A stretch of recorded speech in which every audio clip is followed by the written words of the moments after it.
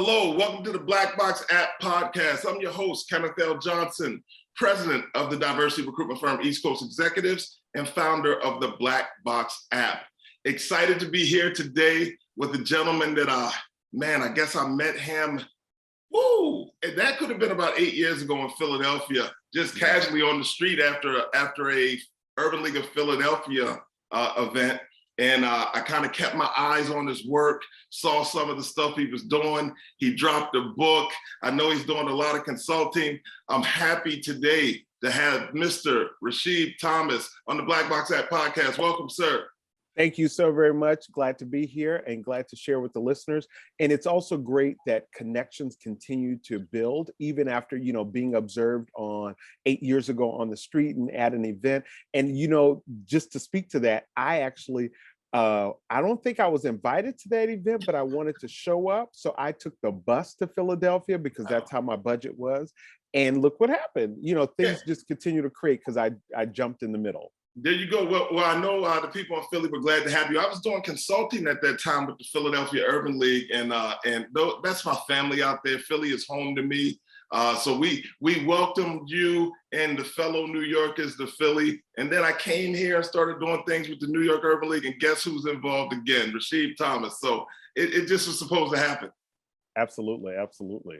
All right, well, look, if you don't mind, give my audience the quick bio, man. Who's Rahshib Thomas?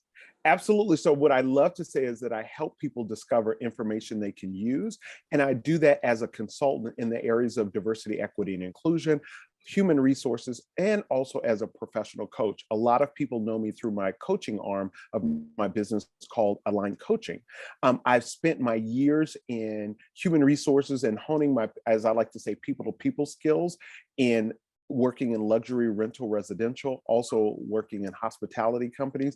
And just like you said, the National Urban League, also learning advocacy and public policy and also community organizing through my work with the National Urban League, where I served as a young professional leader and then also helping my local affiliate, the New York Urban League.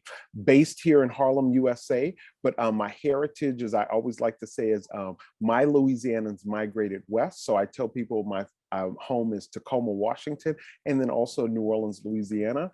And so when I say that is because some of those Rahshibisms, sometimes they're going to be very Pacific Northwestern come out, other times they're going to be country and from that boot. And so with a little New York spin on it. And so you get Rahshibisms from me. So that's who I am. Hey, I never knew about the Tacoma piece. So that's another conversation for another day. But man, that's amazing. So if I remember correctly, you're an author as well. Yes, absolutely. Published a book called About That Life, Leadership Lessons for the Urban Professional, where I took my years as a Black man in human resources and also having those dual worlds that some of us have where we work in a corporate space, but then there's a reality that we go home to where we actually live in America. And so I put my experience of succeeding in work and from my perspective in the book About That Life, Leadership Lessons for the Urban Professional. People can Google it. It's on my website and it's also in iBooks or Barnes & Noble, but I put that in there, published it about 5 years ago, and I'm excited that I get to have those conversations with people. That's amazing. Listen, the whole book writing process, kind of tell me mentally where you were at. What made you decide, all right, I need to do this work? Because I hear it's a commitment. It is a commitment, but here's the thing. I had so many thoughts in my head, and I realized as a young professional urban league leader and as just growing as a speaker and growing as a coach, that I was repeating some of the same things because a lot of us are going through a lot of the same things, right? Yeah. And so I was repeating those things and I said, oh, maybe I should take all of those ideas out of my head and put them on paper. Well, that was just the first thought. What I've learned since then and what I tell your listeners and tell anyone who's listening is that that's the toughest part, getting the ideas and thoughts out of your head onto paper. That's one. So I offer anyone listening to write anytime you can. If you take notes on your phone, if you take voice notes and have someone else or transcribe it, anytime you have an idea, be obedient to that idea. I find myself in the shower, a thought comes, something comes, and I quickly go to my phone and record it, or I type it down. write it down so I can remember it. Now that's step one with just don't care how it looks, don't worry about how it looks. But then when you start to get it to an editor, so finding an editor is step two, and then that'll have people format it in a way that we know what books look like. And then last thing I'll say around that is letting other people read it, because the way I may speak in my vernacular may not translate to someone else. And so if you're looking to have the broadest impact, for me being a Louisianan, I actually had an editor who was Louisianan, and I realized that he edited in the voice of a Louisianan, right? That Cajun country talk, you heard me?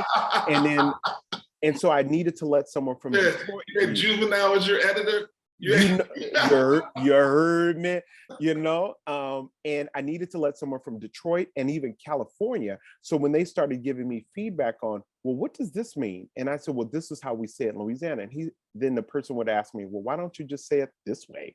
And I said, that makes sense. So also letting other people read it so they can give you feedback because you want the broadest impact. Now, I have a question around that, but first I want you to let our listeners know where they can find the book and the book title again, please. Absolutely. So they can go to aboutthatlifebook.com, or you can Google About That Life Book.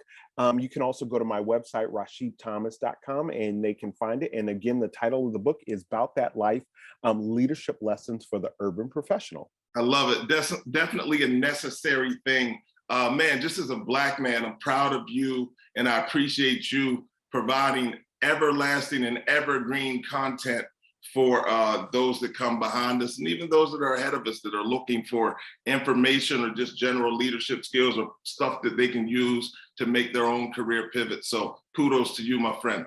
All right, so I'm listening to some of the things you were speaking about: Detroit, California, Louisiana, these people that have been supportive of you and the work that you're doing. Is this kind of like your own personal mastermind group? You could say, or people say your board of directors. So that people that they have a listening for me, so they're interested in what I'm saying, and then also they are honest with me in a way that they give me feedback, because if it doesn't make sense to them, and then I have a listening for them where I know that they're telling me something for true, as we'd say in New Orleans, for true. It's truthful, right? And so with that said, I do periodically dip in and out of spaces that you would consider a mastermind, to where there are other thought leaders in the groups that are doing some of the same things. And so I learn from them. Sure. But then I also have my own network of people that I've built, and you could say mentors, you could say team, but it's people that have poured into me, and I get to also pour into them. And then they're riders, right? I know that they're there, and they answer my texts when I call, and so I still lean on those people. Hey, let's talk about this board of directors concept. Now, are you a reader? Well, I'm sure you're a reader because you're a writer. Yes. That being said, you've read Think and Grow Rich, it sounds like. Absolutely. Okay, yeah. Definitely one of the gems from that, creating your personal board of directors, even if they're not people that you know personally. Just kind of getting in that mindset and gathering information from whatever tools and resources are out there. Is that a big part of how you do your own professional development? You absolutely, yes. And social media makes that easier in a way that, as far as we can follow people, especially people who are like LinkedIn top voices. Yes. We'll get into the Black Box app and just all of the information out there, but there's so many organizations that do work that you can pick up nuggets. I was listening to a D&I podcast yesterday about anti-Blackness in the D&I space, and I was on the train listening to that, and I was taking notes as I went. But the other piece is, sometimes people when you say board of directors or mentors, some people get intimidated by that because they think it has to be formal. And it's actually, if you have people in your life that answer your questions and they answer a text, or they respond to an email when you need support or clarification, that person is mentoring you. That person is on your board of directors, and you want to continually access and utilize those resources. Now, here's the other piece. Also be looking to how you can be a contribution in their life, because you want to give as much as you receive. I think that's a really big, an important part of that. A lot of people go out looking for mentors, not thinking though about how they add value to the mentor as well. Typically the people that get that request, they have other people that have made that request. Alfred Edmonds from Black Enterprise speaks about this often. He really kind of interviews the people that have asked him to be a mentor. His mentees, he asks them, what can you do for me? I just think that's an interesting approach, and it involves some ownership from all parties involved. And I think once you set that platform, you can start drilling down and seeing how the relationship can be really beneficial to both parties. So I can appreciate that. And let me jump in and say, it's really, you learn, and I've learned that it's karma, and it's also the universe is listening. So you are looking for investment, but you're not willing to invest. So that's the piece. And so it'll keep showing up until you get that lesson. So speaking of investment, so I know you do some coaching. Yes. And people can go to your website and find out about that as well. But I want you to put your coaching hat on for me for a second. So in the Black Box App podcast, we always ask our subject matter experts like yourself these three questions. Mm-hmm. What is your advice for individuals that are kind of at the entry level point of their career? So I love this because we know through our phases of our life, we're in different phases of not just our career, but our life. So let's say if you're in your 20s or fresh out of undergraduate college or fresh out of school or ready to work, you're still living outside of yourself, or you're going to live outside of yourself. You're partying, you're making money that you haven't made before, you have a sense of freedom, so a lot is going on.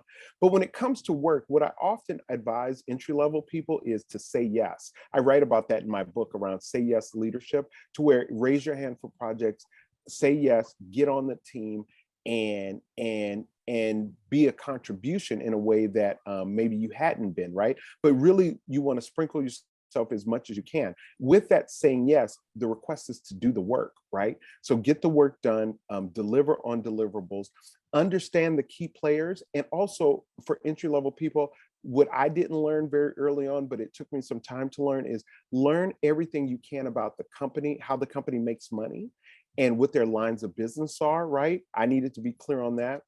And then I also tell people to anticipate and connect the dots. This is when I was a younger professional, when I coach younger professionals, that's the piece. Like, how do you connect the dots on what system or policy impacts the other departments? And I will say this throughout some of the coaching, but remember that there's always a bigger fish. So what that means is to manage up. So just like they understand how keep the lines of business and who the key players are in the company, also understand the politics of the office, or the organization, and how things work. And when you do that, you can make some clear choices around next steps. I love it. Say yes. That's amazing advice and information. I think just that word alone takes people to places that they can't even imagine. It just puts you in the right room. All right, so you're an entry level career person. You're saying yes all over the place. Your career is advancing. 5 years go by. You're in mid-management roles and opportunities. What's the mindset there? What needs to happen? Great question. So mid-management, you're rising, like you said. You have some level of success. The first thing that I had to learn for myself, and what I see in my clients, is that remember to fill your own cup, right? And so with that, we call it health and wellness, we call it balance, we call it well-being. I don't say work-life balance anymore. I do say balance the life that you have. Because if you're ambitious and you're on the rise and you're getting called and you're getting tagged for new roles, then your work-life balance is going to look different than mine would, right? As a entrepreneur. So balance the life that you have, and remember to fill your own cup. Always remember as well that there is always a bigger fish, so continue to manage up. And what I also learned around in the mid-level management, since people starting to see you as a mentor, so share information, right? And leverage it, leverage those relationships, start to make asks in ways that you hadn't asked before. Why not, right?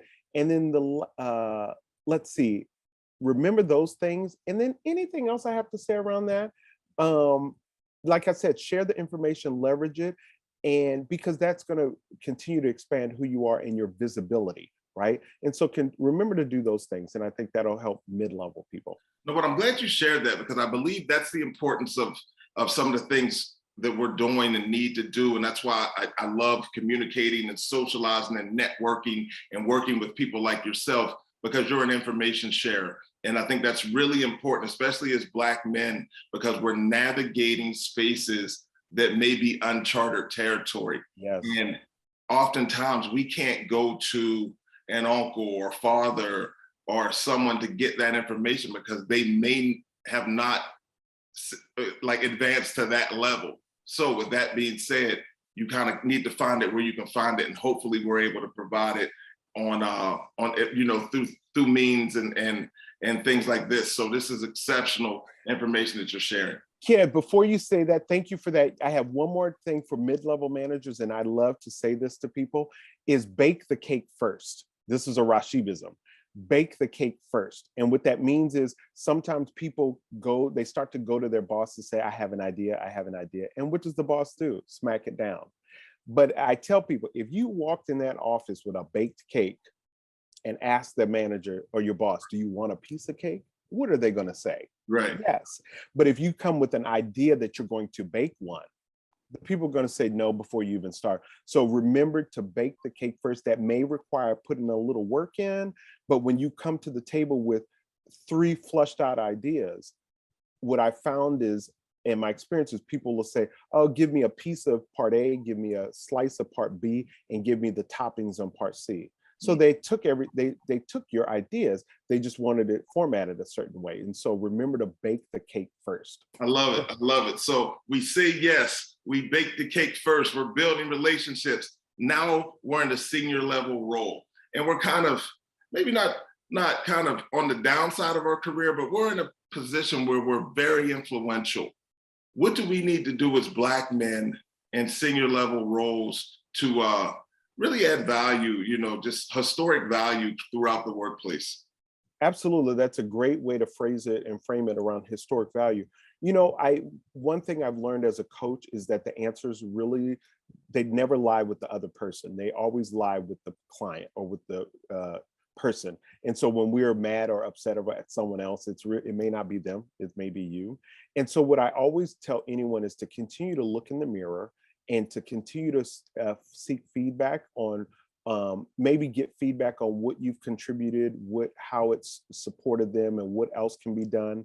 But why I say that, Kenny, is because I want people to close the gap on who they say they are and how they're actually showing up. Sometimes it could be a bad thing to where you're very successful at what you do, and yet you burn people out, no one wants to work with you, all those things. Other times you may be very successful at what you do, and then you have so many people under your coaching tree. So I always like to say, seek feedback, and so you can close that gap. And then also continue to develop others, right? I say this in community organizing or the D&I work, right? If you are the only person that can do what you do, then you haven't done it right. You should have developed people around you, beneath you, side to side, that can actually do what you do if you decide to step away. So then the work and your legacy and whatever the core values of that company or your business continue on. And especially if we're doing work to heal, to create equity for Black people, and to create to end systemic racism in America and in the world, we're going to need more people than us. And Kenneth, I say that because it can look very weird at the senior level, because we now have the houses that we want, right? We now vacation where we want, and we have all of these trappings of success that we forget sometimes to bring people along with us.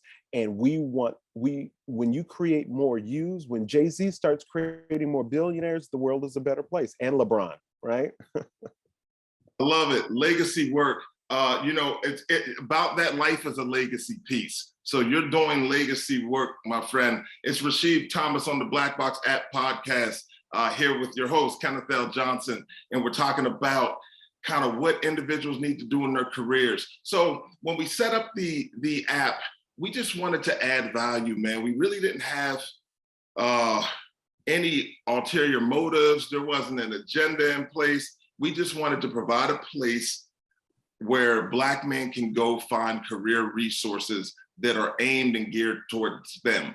What type of resources have been helpful for you in your career?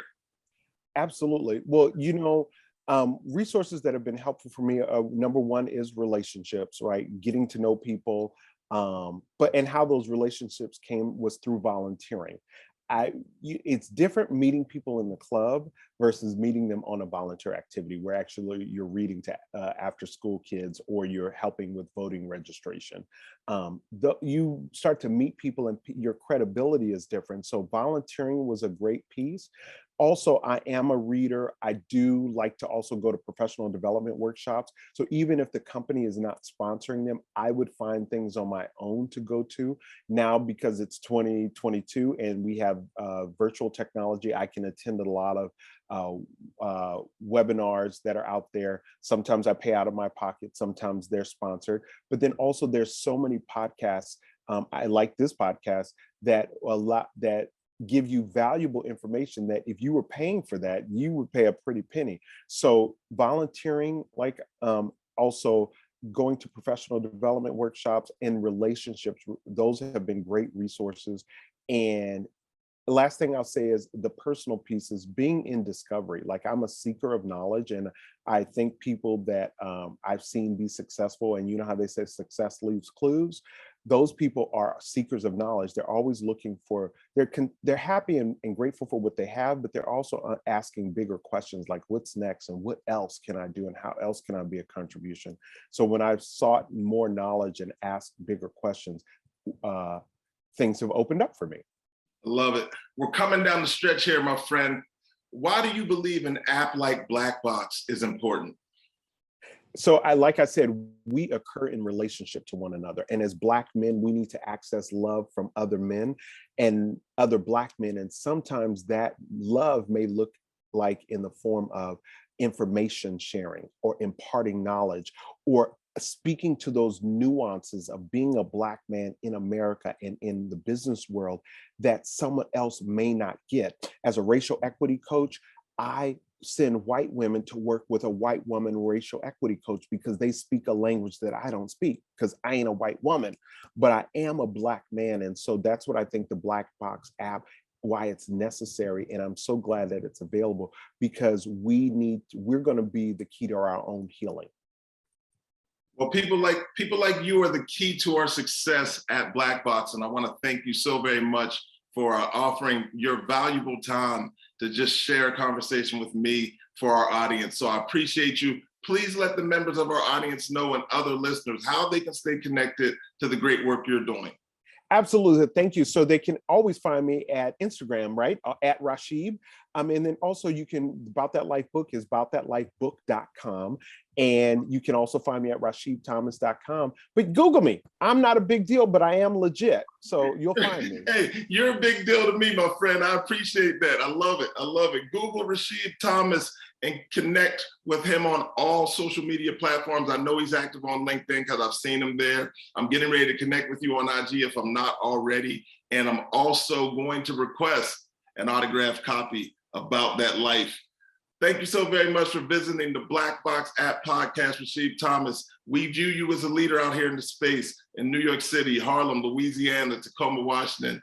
I'm sure everybody is proud to call you one of their own. So thank you so very much, my man. Thank you. Thank you. Glad to be here and keep up the work you're doing.